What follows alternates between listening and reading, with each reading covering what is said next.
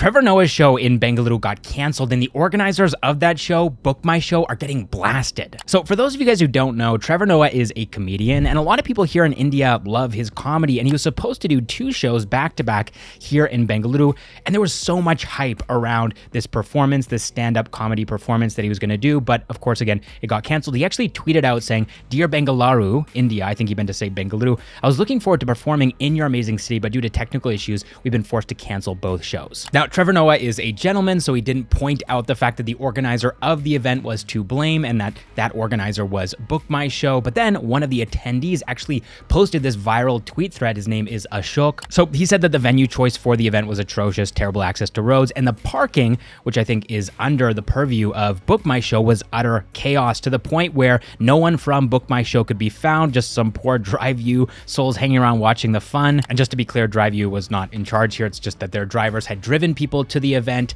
and they were waiting around for the event to finish so they could drive their customers back home. Then, of course, Bengaluru, the Silicon Valley of India, is always high tech, so you needed a QR code to actually get into the venue. But there was one small issue. There's no mobile data access at the venue, no internet, so no QR codes. He followed that up by saying the food was overpriced and cold. And again, no internet, no UPI, no card machines, and no change for cash. And then, of course, the cherry on top is that the sound wasn't working, so the venue or BookMyShow, I don't know who's to blame, but they just couldn't get the microphones to work. And of course, it's a comedy show, it's stand-up, so everyone in the crowd, in the seats, needs to be able to hear what the comedian is saying, and people just couldn't. But things went from bad to worse because reimbursement offers were actually being made by Trevor Noah, not BookMyShow initially. He actually said in his original tweet, "We'll make sure all ticket holders receive a full refund. And again, I'm so sorry for both the inconvenience and disappointment. And this has never happened to us before," which makes this really embarrassing and uncomfortable. This has never happened before in any country that he's ever traveled to for any stand-up show, and it happened in the tech capital of India, Bangalore. So Ashok follows up. He says, "No tweet from BookMyShow, no official communication via email to ticket holders.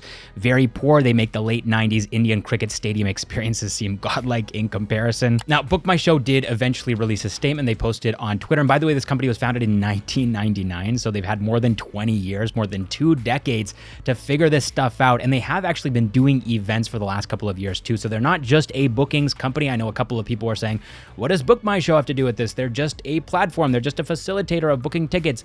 No, they were actually in charge of this entire show for Trevor Noah, and obviously they dropped the ball. But they did say sorry on Twitter in the most generic way possible, saying, "Bengaluru, we are extremely sorry for the inconvenience caused. All customers who purchase tickets for the show are going to get a complete refund within 8 to 10 working days." And the replies to this apology were unanimously negative. Pretty much everyone said, "You had one job to do and you couldn't do it." But I kind of expected that this company being founded in 1999 would mean that they were public by now, that we could actually check their stock price to see what kind of dip they've experienced after this blunder, but they're privately held. And so this probably won't affect their valuation in any way. Subsequent rounds that they might be raising from investors, everyone will just interpret this as a mistake, a misstep, and will move on with their lives, essentially. That's my guess. All right, next up, let's talk about PhonePe launching their own app store to compete with Google's monopoly. So they're calling this Indus Appstore. Developers are now able to list their apps on this app store with no listing fee for the first year and no commission on in-app purchases from their users. Now let's compare that with Google, which charges a $25 US dollar flat listing fee to developers and anywhere between 15 and 30% commission on in-app purchases. Now, to be clear, this is only available right now to developers. This Indus App Store is not something that's customer facing, although they're planning on changing that soon after Diwali. Now, the reason why you should be taking this seriously is that PhonePe already has more than 450 million users on its platform. Nearly 500 million people are using PhonePe, and they partnered with phone distributors across the country to increase the adoption of their app store by having this app installed on the phones at sale. So PhonePe is giving developers the option to list their apps in 12 Indian languages. So they're definitely going for a more localized Indian experience as compared to the Google Play Store, which is a much more one-size-fits-all solution. And I think one of the reasons why this could actually work is that India is a very price-conscious market. And so developers ultimately price their apps according to the charges and commissions of the App Store or the Play Store that they're listing their apps on. And ultimately, the people who have to actually eat that cost are consumers. And so now with the Indus App Store, it's possible that the price of some of these apps might be lower on that App Store as compared to the Play Store. And so people might ultimately opt to download and use apps on the Indus App Store more than on the Play Store. Appstore. Now, I think one thing that people seem to be forgetting here is the fact that this is basically two American companies when you go all the way to the top competing with each other for market share in India. This is not some Indian startup that is independently owned, competing against Google, a David and Goliath story. PhonePe is owned by Flipkart, which is owned by Walmart, and Google, of course, the parent company is Alphabet. And so this is basically Alphabet and Walmart fighting against each other for market share in India. And I just think people need to keep that in mind. I know the name Indus makes it seem Indian and people might get a little bit nationalistic, but in reality, these are two American companies. All right, next up in the news, this is wild. Dream11 is being hit with the largest tax evasion notice in all of Indian history, 40,000 crore rupees. Now, this is coming from Money Control, but Economic Times actually has a different number, 25,000 crore rupees. So most of this information is actually unconfirmed and it's coming from multiple sources. So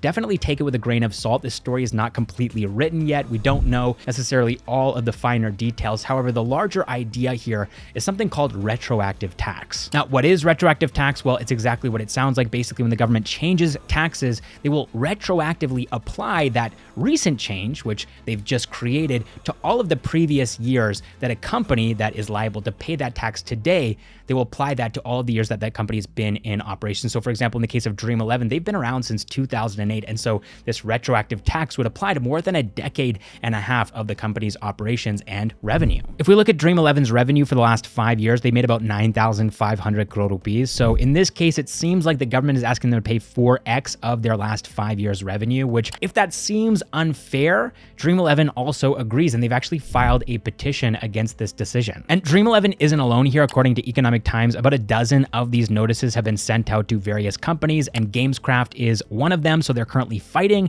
this tax claim at the moment. The situation with these gambling companies is not setting any kind of precedent. This has actually happened in the past with other companies before. Great examples of this are Vodafone and also Cairn Energy. Both of them received requests for retroactive tax from the income tax department. They both appealed that decision, and eventually international courts ruled in their favor, and they didn't actually have to pay those retroactive taxes.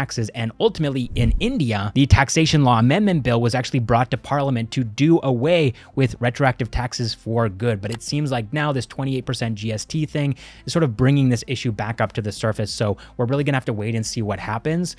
What are your thoughts?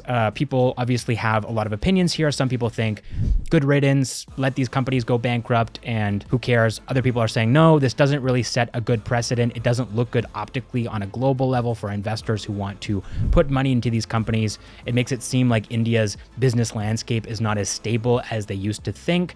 What are your thoughts? All right, next up, a quick little update on Oyo. They've seen their first ever profitable quarter in Q2 of FY24. So they're expecting to post 16 crore rupees as their profit after tax. This is not EBITDA. It's actually money in the bank after everything has been deducted. Then looking a little bit more closely at their financials, between FY22 and FY23, they saw an increase in their revenues, a decrease in their losses, and also a decrease in the number of hotels in their portfolio from 18,037 down to 12,938.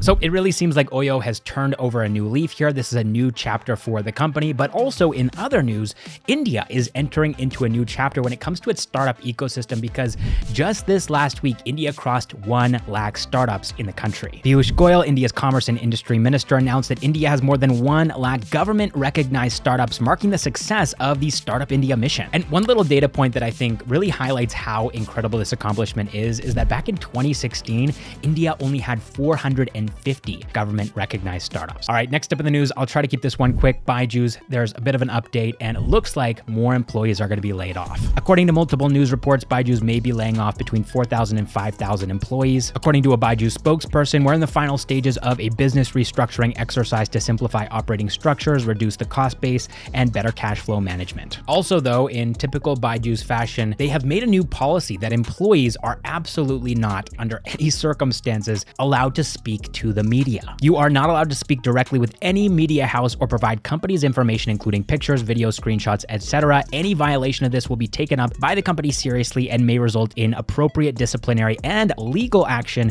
initiated against you. And this was said in a document titled Social Media Policy Version 1, a copy of which was reviewed by Money Control. All right, I'll wrap this news video up with a fun little piece of news here.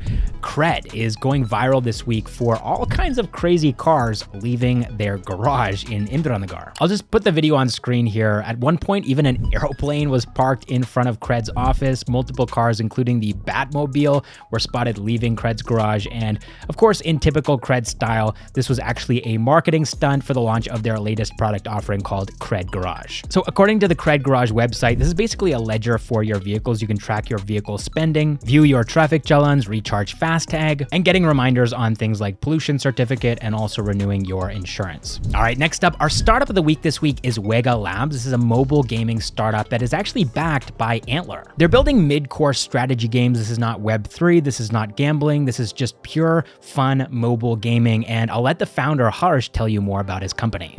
Hi, I'm Harsh, the co-founder of Wega Labs. India is one of the largest gaming markets, but still the number of games being built for this audience and the quality of those games is very low. Most studios in India are either building real money or Web3 games, which basically are not quality games, or they are building games inspired from various Western games and adding an Indian theme on top of it. But we believe for an emerging market like India, new innovative game mechanics need to be invented. For that, we are inventing new game mechanics and building games on various underutilized Indian cultural themes such as Indian sports, Indian music, Indian cuisine, Bollywood, etc. Our first game is called Cricket Shots, which is a cricket card collectible strategy game. Unlike any other cricket game that you have seen, imagine Clash Royale meets cricket. It's already live and we would love your feedback on that. We are backed by Antler and the Government of India and are a group of friends that have been building this for a year now. We hope to get your feedback on the game. Thank you. All right, next up, let's move into our funding news segment. $47.15 million have been raised across India's entire startup ecosystem this week, which is slightly lower than last week's $68.7 million. And we seem to be witnessing a bit of a downtrend after 2 very exciting weeks above $300 million. Now it seems like the numbers are just going down and down every single week. So a bulk of the funding this week went to Pilgrim, a D2C personal care brand, which raised $20 million in their Series B. We also have Rapti, a Chennai-based startup that is making new-gen electric motorcycles. They raised $3 million in their pre-Series A. And then also, very interesting, a space tech startup, PureSight, raised $600,000 to offer ocean surveillance through a network of satellites in their seed round. All right, that is all the startup news that I have for you guys this week, and I will see you in the next one.